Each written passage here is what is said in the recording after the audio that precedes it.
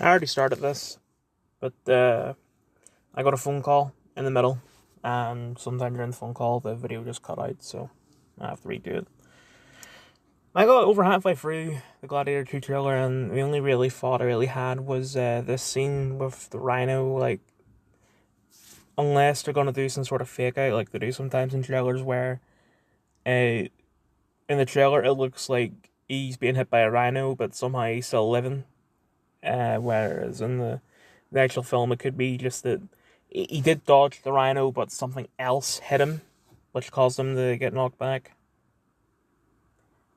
I'm aware of the sort of controversy with it, where people don't like the fact that they use a Jay-Z song in it.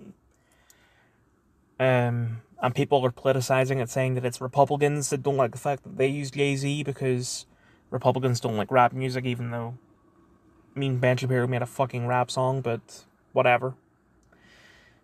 And then also some people saying that part of the reason why liberals hate it is because Kanye West is also in the song that they use. Uh,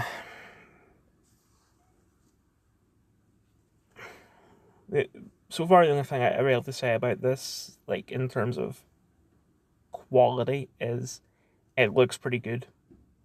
But to be honest, I don't think Gladiator is the original is the iconic masterpiece everyone else thinks it is. I just think it's a pretty good film, and I think it's going to be the same. As long as it doesn't get repetitive. Like, that's the only problem I think it could really have. Oh, I also heard people saying that they have a problem with Denzel Washington's performance in this, but I don't get that. I don't see a problem with the limited amount that I've seen of him in this.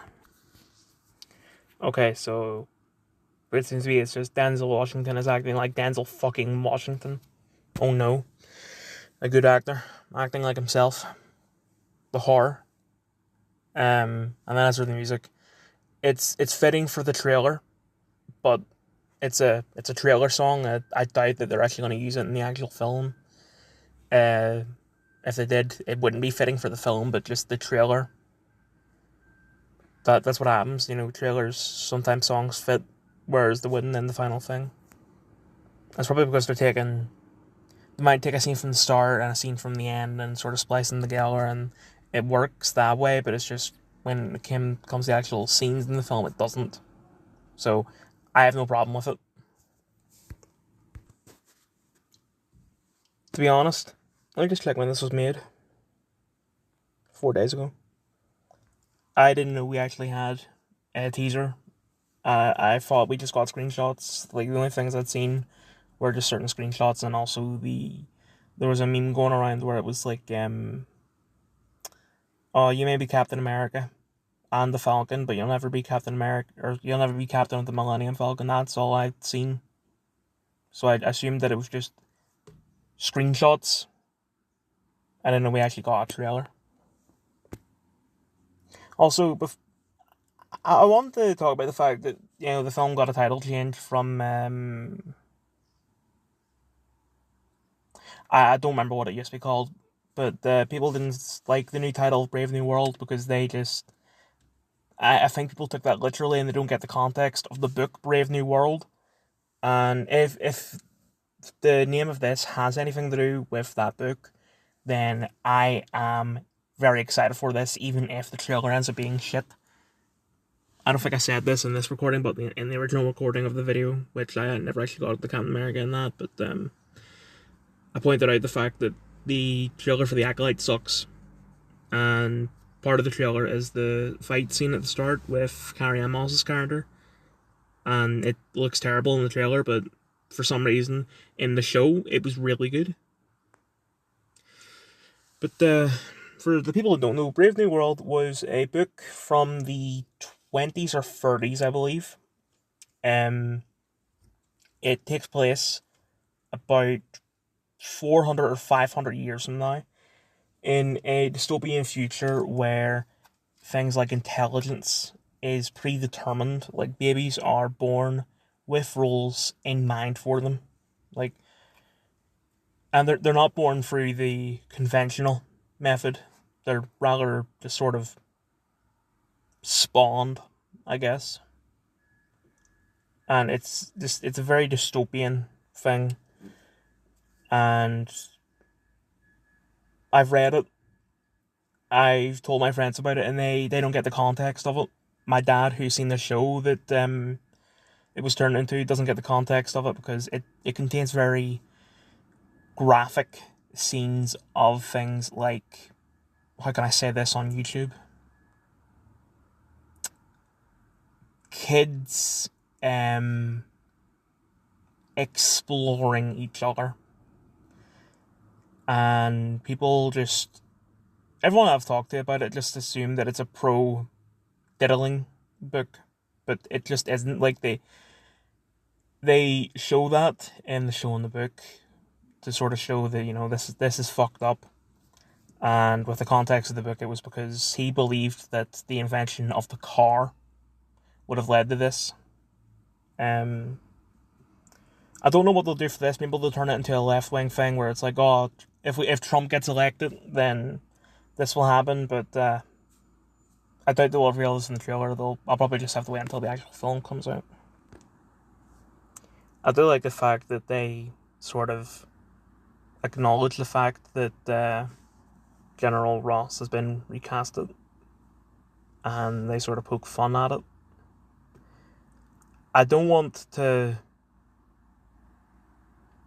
I'll just briefly give my opinion on the fact that they've replaced William Hurt, but they didn't replace Chadwick Boseman. I don't think Ross is going to play a big role in this. Like, he might become Red Hulk, but they're not going to do much with it. And it's just, Black Panther is a lot more important than General Ross in the MCU. And he was just sort of a background character until this point. So I don't have a problem with them, with the sort of double standard. I don't think it was a race thing or anything like that. It is a bit ridiculous, but it is what it is. Get over it. Just to be clear, that's not like a... People who don't like that aren't right-wing. I have a lot of left-wing friends that think that way. I hope they're going to do what they did with the Marvels in this, where they sort of acknowledge that they fucked up with the writing. Because, you know, Captain Marvel in the first film was somewhat pro-genocide. And then they fixed that in the second film. And I hope they do that with this, because of that bit in Falcon and Winter Soldier where it's like, let's not call these people terrorists.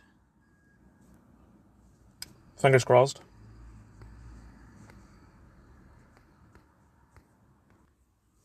Although it says this February, even though this came out in 2024 and this film comes out in 2025. I get that, you know, it is the most upcoming February, but it's still a bit weird. I don't like the fact that they're sort of making Ross the bad guy here. I haven't read any Red Hulk. I haven't seen Agents of Smash or anything like that. But it doesn't seem right to me. The amount of bad guys I've heard that are in this makes me a bit worried, because I don't want them doing too much. Because if they have, say, 4 villains in this, they're going to go down a lot easier than they should. Like, if you take the final episode of The Flash, for example, they go up against 4 or 5 speedsters who were main villains who took a season to defeat. You know, Reverse Flash, 23 episodes, Zoom, 23 episodes, so on. And yet, for the final episode, they go down in mere minutes. And it's because the fact that you're using multiple villains for one thing, that they have to go down easier. So if they have the leader and whoever the hell Jessica Chastain is going to be playing, and possibly General Ross and Giancarlo Esposito and anyone else I might have missed out, it's too much for this film, even if the film ends up being 3 hours.